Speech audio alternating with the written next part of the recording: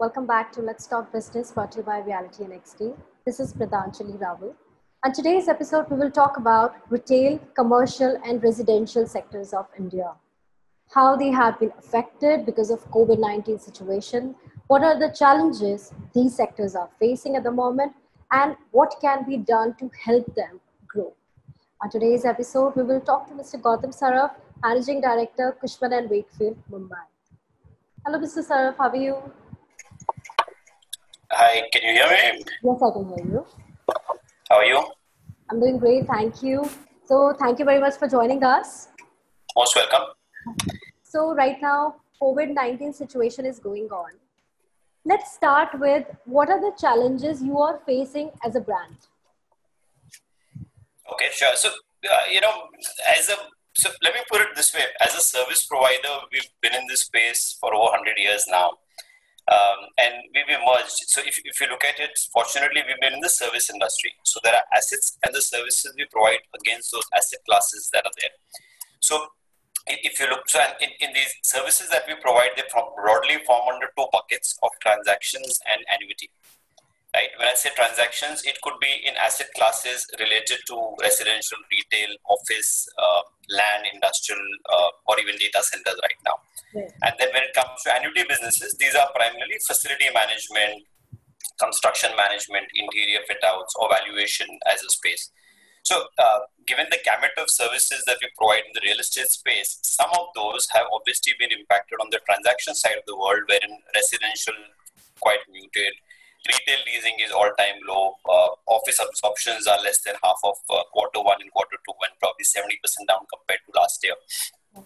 While industrial logistics have picked up, land or other capital market transactions have significantly picked up. Data center has become the darling of the industry with the emergence of the digital economy that's been happening there. On the annuity business, if you look at the facility management business, which is managing societies, malls, offices, and various other asset classes, that has picked up. So in Cushman, we have upwards of 150 million square feet that we manage in our facilities business. Globally, this is something like 4.1 billion square feet that we manage. Similarly, the project management business has partially picked up, remained kind of stable wherever construction activity is being permitted. Valuation business has picked up because a lot of REITs that you've been seeing right now in the market, whether it's the Hijaz and others that are planned, Cushman's have been the valuation advisors there. So being in the gamut of services that we provide, some of our service offerings have been impacted, and some have kind of positively moved in a better territory. Let me put it that way. Okay, that sounds great. So recently we have seen decline in net absorption of commercial real estate between April and June. So what are the challenges you see that commercial real estate can face in future?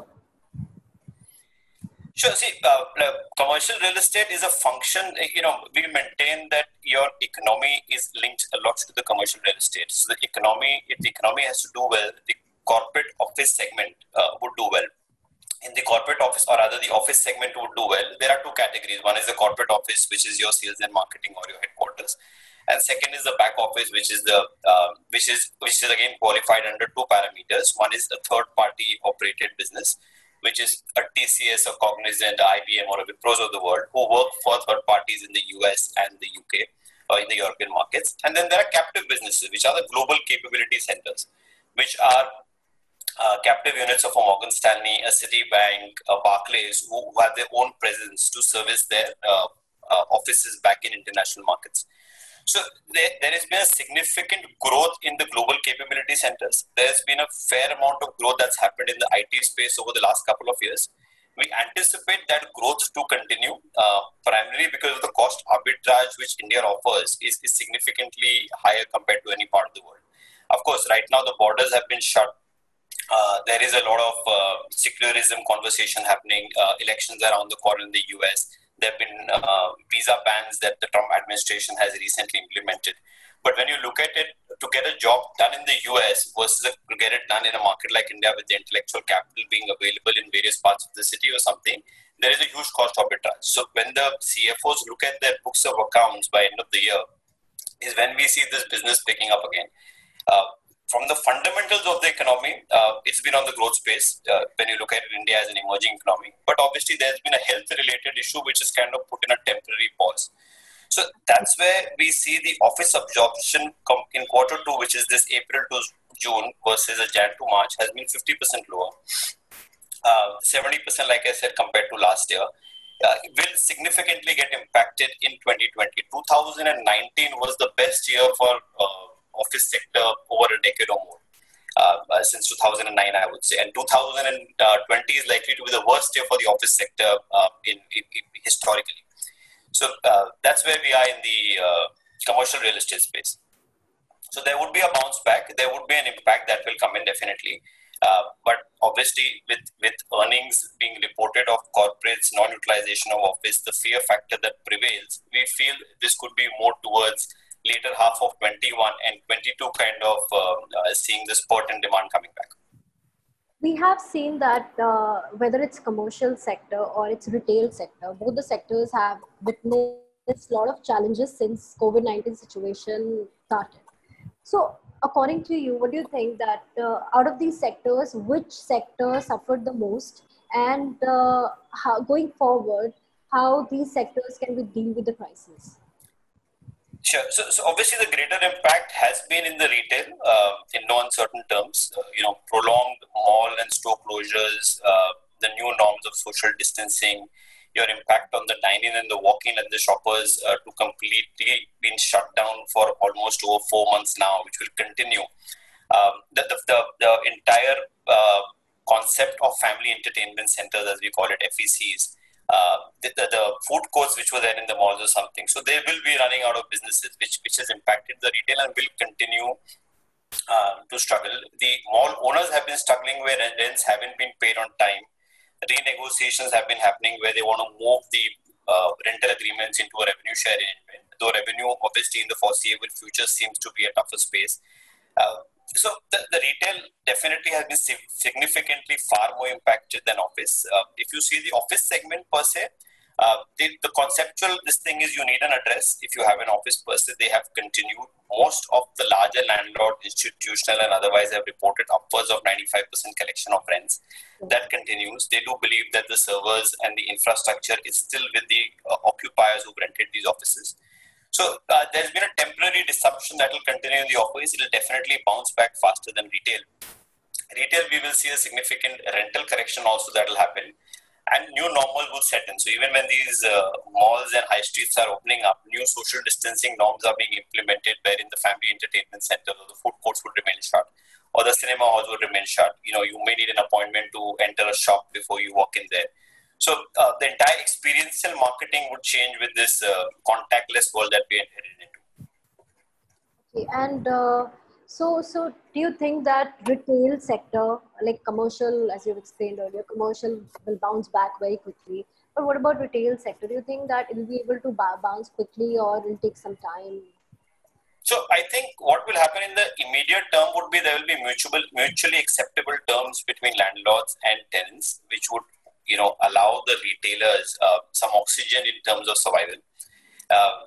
From a long-term perspective, with the 130 crore population of this country, the purchasing power going up, the lives, whether it's aping the West or the global lifestyle stepping in, retail would get a larger share of the wallet. There is no questions around it. But from a 9 to 18 month period, as we see it, whether it's a vaccine or we accept living with the virus and accept to the new normal, I think retail would take a longer period to bounce back. We would potentially see a 15 to 20% correction also in the retail space on the rentals. So let's talk about residential sector now. So do you think that the pandemic has increased the desire to own a safe home? We can see that, currently reverse migration is happening. People who are settled abroad, especially in US and Europe, they're coming back to India because of job issues and job prospects. So do you think that these factors will contribute to increase in demand of residential sector? I think we are seeing it already. We do have a residential practice amongst other service offerings that we have, and compared to the months of April, May, in June, July, we saw activity picking up as various parts of the country opened up. The requirements of health, safety, hygiene have kind of become critical, wherein people want to have their own space which they can manage. Millennials who are on rented apartments are now wanting to own apartments, whether studio or otherwise. The requirement to have a small room or an office within the new home setups is kind of going up. To top it all, residential home loan rates are lowest in 15 years, right? It's under 7% right now, and probably likely to fall another 1 or 2 percentage points depending upon the muted demand that continues. So all those parameters, and if you look at it, the yield in the residential space yield is 2 to 3%. You're getting a home loan between 6.5% to 7%. So the delta remains quite muted. The residential prices were down over the last 6-7 years, continues to be there. Plus, people with liquidity wanting to do a trade today are probably getting the best of deals that they would have never got in the history of residential spaces. So our perspective is, and this is what we've been advising clients, that if there is not a financial constraint, if there is a job stability, this is the best time to buy residential. Rightly you said that now there will be increasing demand for work from home offices. Basically, everybody wants a setup because they'll be working from home. So we see that work from home is a new trend in India. It was always there abroad, but India not really. So do you think that it's a boon or curse for our economy? I mean, my personal view, of course, it would be a curse from the economy perspective. There are restrictions, and you compare it from a real estate perspective. If you look at the match boxes that we all live in a city like Mumbai, irrespective of the size of the apartment, yes. With joint families, in cases, some places where you have aging parents, some places you have children also, it's not practically possible to create an environment to work from home. You compare it to a Bangalore, you compare it to a Delhi, the situation varies. Then there are a lot of questions around data security, right? Some of the IT companies said that they will move a lot of their staff working from home eventually. But like some of the bankers said, what if the husband works for one IT company and the wife works for a competing IT company? So how do you ensure data security? Then with the infrastructure, which is, in a lot of part of the country, unlike Mumbai, there are still power failures that happen. So what if you get disconnected in the middle of a very important conversation or a call with a client that's happening? What about the Wi-Fi network that you've been struggling with? So there are so many, and what also which is not getting factored in, the psychological impact, the hundreds of years old when the offices were built, they were built for the purpose of working, and home was built for the purpose for unwinding when you come back. There would be an impact where a lot of people, you would qualify any office into a couple of buckets, right? So one bucket could be a set of people who need to be in office, which would be the administrative, the finance, the back-end ecosystem that supports the office, the business enablers. A portion of them may probably be asked to work from home because they don't need necessarily to be in a collaborative environment. There is a bunch of people who are from the sales perspective, who anyway spend a lot of time in the field with the clients.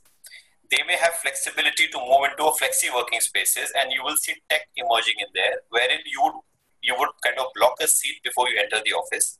Like the airline industry, you would expect these seats to be sanitized before you sit on it, and once your 1 or 2, 3 hours that you book that slot for is over, it'll get re-sanitized again.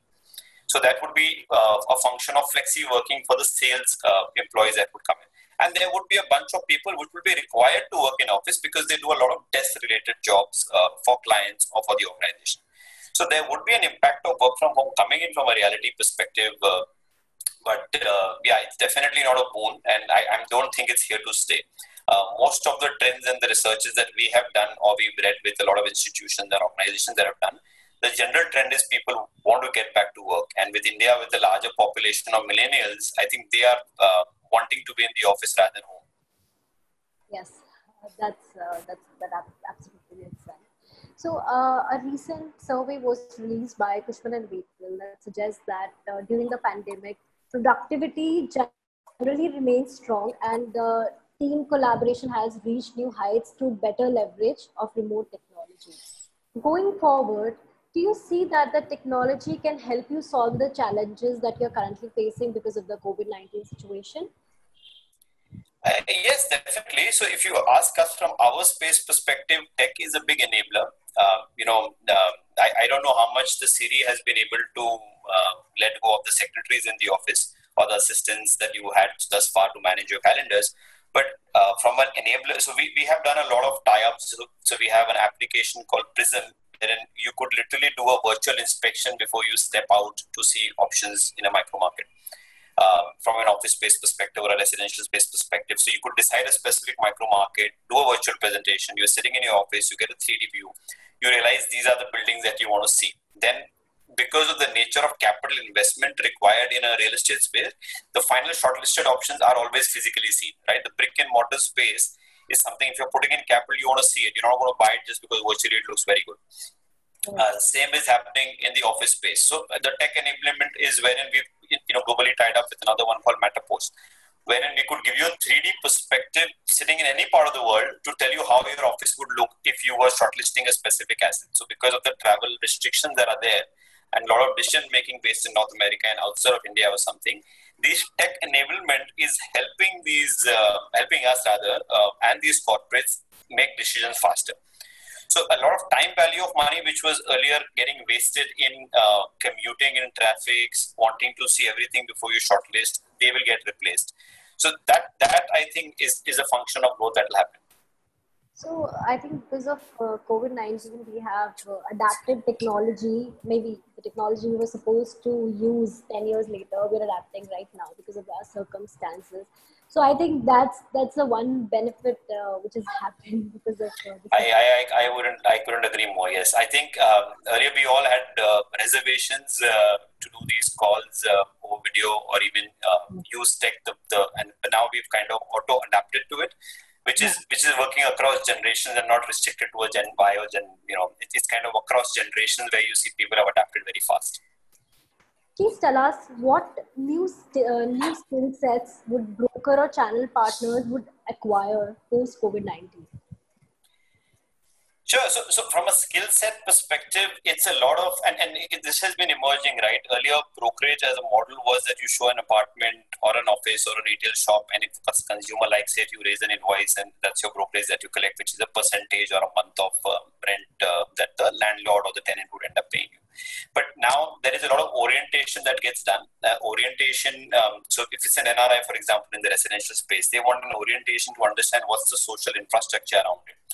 What's the global lifestyle available here? Because these are the people who are well-traveled and well-educated to understand they want the future-ready homes today. What's the design efficiency, right? What's the amenity available within the gated community?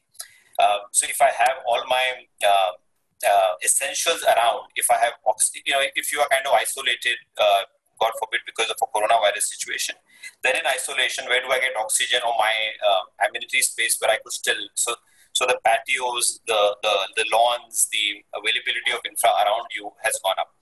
Then the broker skill set is also to do with data. Where is the rental expected to be in a leasing market or capital values? What does the history suggest? What is our forecast basis being in this space for the last 100 years? What do you think if you're buying it at the right time? How do you do a downside protection? That if you're renting today, what is the guarantee that it's not going to fall further? So a lot of innovation from that perspective is coming into our space where we are kind of inventing them as advisors and partners to the consumers as clients rather than just a space provider. And these solutions, along with the partnership with the space provider, which is the landlords and developers, are emerging as we move along. So thank you very much. Would you like to share something before we sign off? Sure. I mean, anything specifically you want to ask, happy to tell you. But okay, let me put it this way: that I have been in this space for over 15 years now. It happened by chance, real estate. I was under 500th employee of the firm in India. Now we have about almost 3,000 people in this country, which is a 6 times growth in 15 years. The company at one point in time, almost a decade ago, was somewhere around $800 million. Today, they are boasting of $8.8 billion as top line revenues of 2019. Thank you. So I think from a sectoral perspective, as it was looked at earlier, is no longer the case. It's a mature market. It's a professional space wherein a lot of management graduates are getting hired today. It is providing a lot of learning opportunities. The tech enablement, it was the industry which adapted to technology the slowest. Now is adapting the fastest, which is working out fantastically well. And it's a multi-billion-dollar industry from India or global perspective, right? One of the largest employers in the world. Just to give a perspective, anybody who's not from the real estate space. So that's great. Thank you, Mr. Saraf, for joining us. It was a great, insightful session. To all the viewers of RealtyNXT, we will come back with many more brand stories. Stay tuned for more updates. Follow RealtyNXT. Thank you. Thank you.